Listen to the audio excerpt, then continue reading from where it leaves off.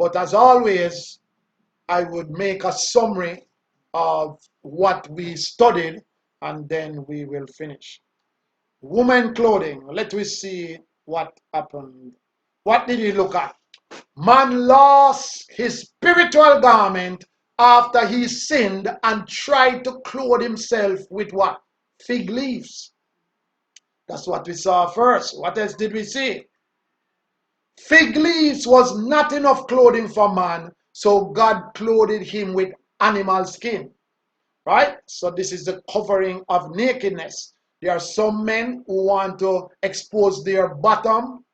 There are some women who want to expose themselves in dressing in a naked way. God's sons, Shem and Japheth, hide and cover their father's nakedness. Evil sons mock and laugh at their father's nakedness.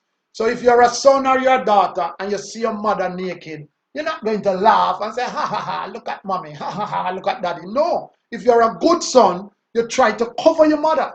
You try to cover her nakedness because her shame is your shame. But this son, Ham, laughed and mocked at his father's nakedness, and God didn't like that. But the other two sons, which were godly sons, went in back way and covers Noah's nakedness. We saw that jewelry, in some cases, is considered as gods. So they were asked to take them off to meet God. That's what Jacob asked his wives and his families to have more than one wife. Woman must not wear men clothing, and man must not wear woman clothing. That is in Deuteronomy.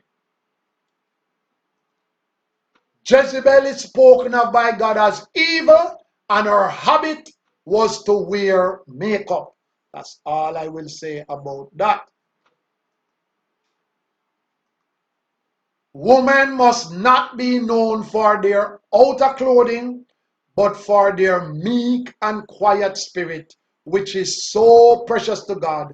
They should also be kind. This is what we learned.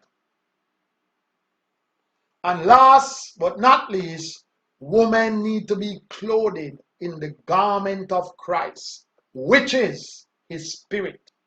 That is the clothing that women need. It is a spiritual comparison which I am making, but I thought it would be the right time to introduce the clothing of importance. It is not an outer clothing that is made with material. It is an inner clothing which Christ will give to you, which is a spirit. And if you have it, it's a guarantee to go to heaven. So this is where I will close off. Thank you all for listening. I hope the message was a blessing. And I hope that we have all learned something from what we studied.